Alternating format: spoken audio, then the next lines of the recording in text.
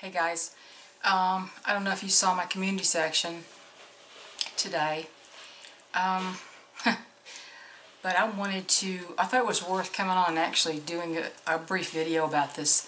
I know hopefully you saw my November 2020 video about what does the government have to do with your chickens. It was all about the NAIS, the National Animal Identification System. I started sounding the alarm about that, along with a lot of other people, about 15 years ago, and nobody really took it seriously. Now, it's been implemented in some limited capacity in some states, like Wisconsin, Michigan, places like that. But right now they're trying to go whole hog. And you have to excuse my language, while the whole world has gone batshit crazy and brain dead stupid, the smoke and mirrors tactics are going to keep you from seeing what they are trying to do right under your nose. They try to distract you with this fake racism crap and the scary bugaboo sickness crap, and making you think if you go within 10 feet of somebody who doesn't have a face diaper on, you're going to drop dead immediately. And people go insane and they attack each other over this stupid thing. But while all this is going on, there's a real threat under our noses, and people are not taking it seriously. And Ice Age Farmer, Christian, he's tried to sound the alarm over there. And people say, what does the UK have to do with the United States? It has a lot to do with it. And remember, this is a threat to our basic freedom, our most basic freedom to feed our families as we see fit and to have private property rights. Homesteaders, take note, this is a self-sufficiency issue. This is a homesteader's issue. They are literally coming for your animals, as Christian said. I watched this video, what the British government has done to all the flocks around Kent. There was supposedly a bird flu outbreak, and so they said, well, we've got to go kill all the backyard flocks. All of them. Doesn't matter if they were exposed, if they test positive, doesn't make any difference, we're going to come slaughter them all. And people are going, hey, you're not killing my pets. And they say, we're just following orders. Sound familiar? We're just following orders.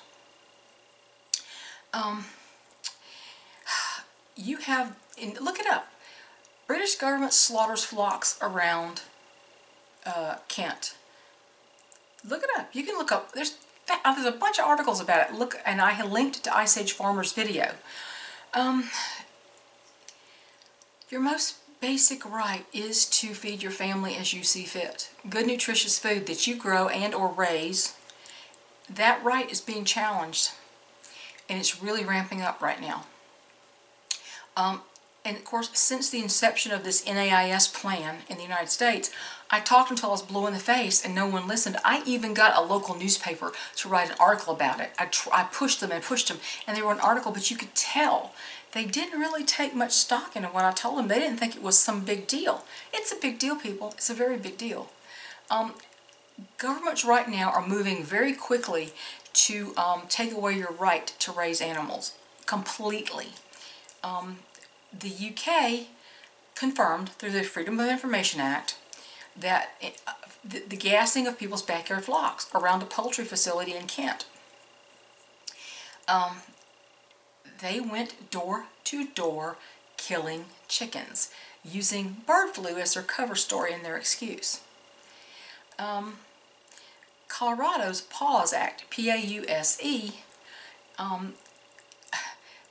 it stands for Protect Animals Against Unnecessary Suffering and Exploitation. That's going to destroy the meat industry in Colorado.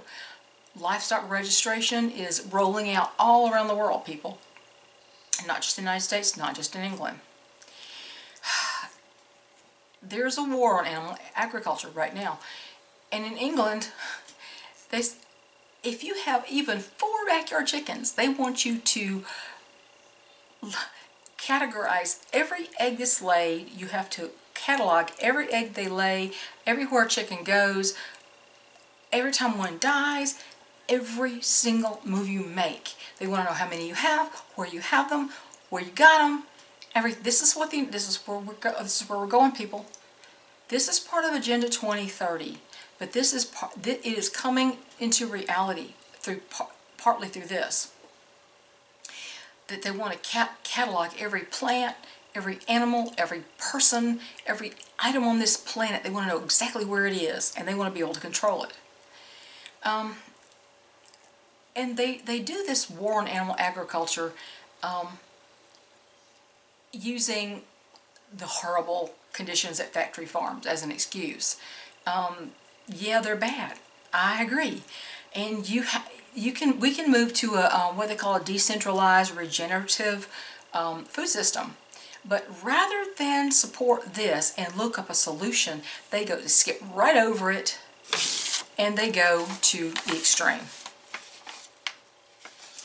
So they want to completely bypass all that, and they want total control of what you do on your property. And they don't want you to have animals. This is an all-out war on the food supply. An all-out war, people. We are at war here. This is a war, make no mistake. And homesteaders, you are particularly affected by this. If they can control what you can eat, they can control what they put in it. Think about that. The ultimate goal is to outlaw all eating of meat and animal products. They want us eating bugs. Of course, that kind of escapes their brain that bugs are animal protein, but they want to totally stop all keeping of animals, period. And, you know, Bill Gates, the pasty-faced, flaccid-bodied, unhealthy-looking billionaire who is a huge part of this, he wants you to be unhealthy and beholden to the government for your very existence. And he and the global elites run the government. The government's up here, and the shadow government's up here. And he's part of that. So, a lot of people, Christian Ice Age farmer, he said, a lot of people are saying, well, why should we get animals then? Why should we get animals? They're already after them. And he's like, you know what? If you don't fight it, you've already lost. They've already won. You know what you should do? You should get more animals. And you need to have a means to defend them. And you need to have a take it from my cold dead hands attitude. So if you don't do that, next you're going to be asking, please sir, can I grow a tomato plant in a pot on my deck? If you don't fight back against this oppression, this is going to be your future. You think I'm kidding? This is not a drill, people. This is not a drill. This is happening now. This is another reason I say, don't order chicks from a hatchery.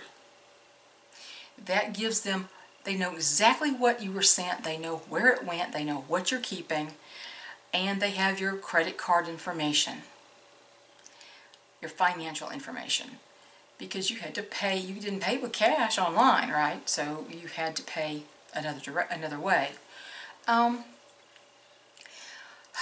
Don't give your name at feed stores. Pay cash at feed stores. Don't be on anyone's list at a feed store. They'll try to trick you with, oh, you get on this and after so many purchases you get this free. I don't care. I don't want to be on your list. I think I told you about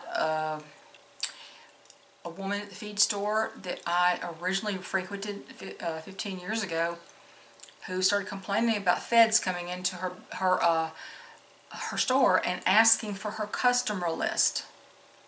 They wanted to know who she sold chicks to. She was flabbergasted.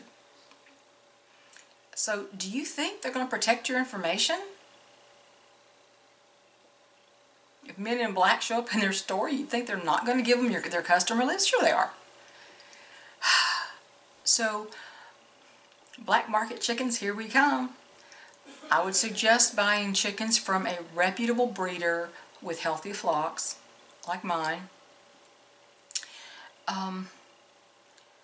Don't give your name at feed stores. If you buy chicks, don't give your name and address, and pay cash. And if you pay cash and they still are asking for your name, be suspicious of that. I've never given my name at a feed store. So, people, this is what they want from us. And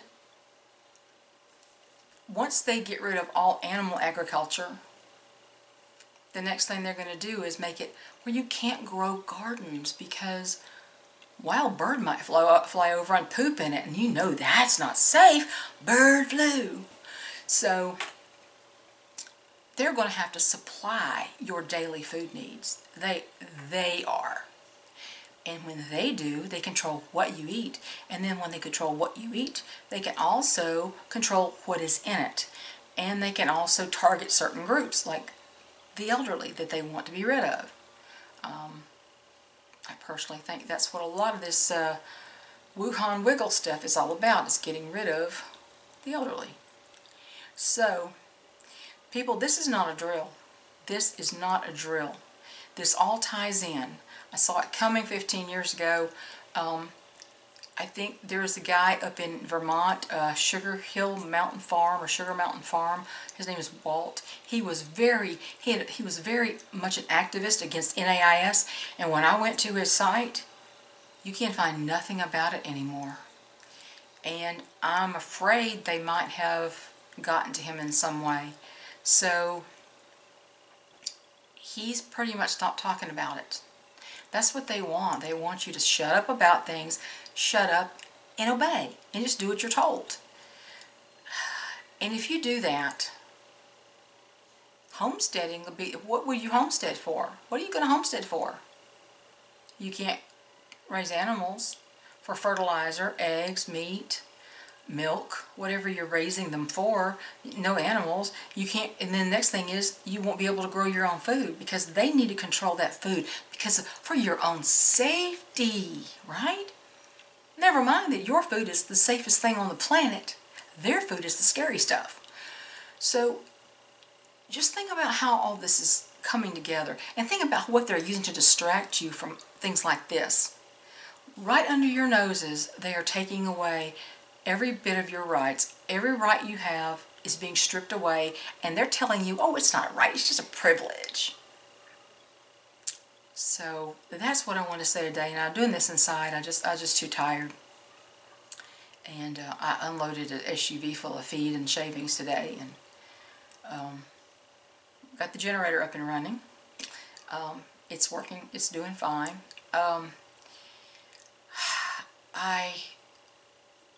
I try the incubator full of eggs. Tomorrow would be day 10. I think the whole thing is a wash. I've never had that happen before. It doesn't appear that most of them even developed. If they did, they quit very early. Like there's nothing there. The yolk is just cloudy. There's nothing. There's no veins. Nothing. I don't know if the incubator was really far off temperature-wise at the beginning, or if my fertility in there is down. I can't find one single egg that I know is viable in there. I took a lot of them out. I threw them across the pasture, the ones that I took out, because you don't want to eat them after they've incubated for 10 days.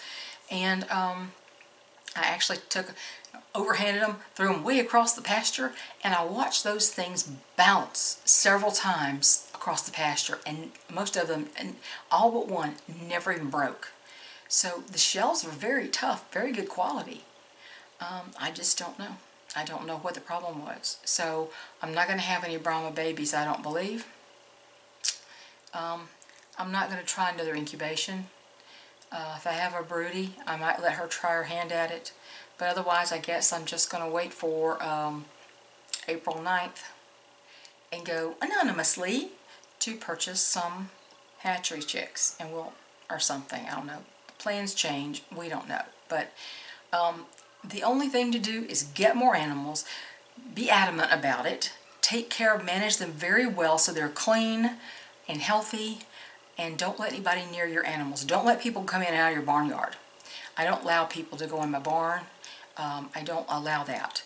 I have a sign on my gate that says this is a biosecure area. Do not enter without proper authorization. Do not let people go in and out of your barn, around your coops. Keep them out. They can walk things in on their shoes. Just keep them out. And that includes government officials. If they're going to lock you in, you lock them out. But if you don't have a from my cold dead hands attitude, that will be your future. You will have no future. There will be no such thing as a homesteader anymore. So that's all I have to say. And so I'm going to have to go lock up the barn, and I'll catch y'all later. Bye, everybody.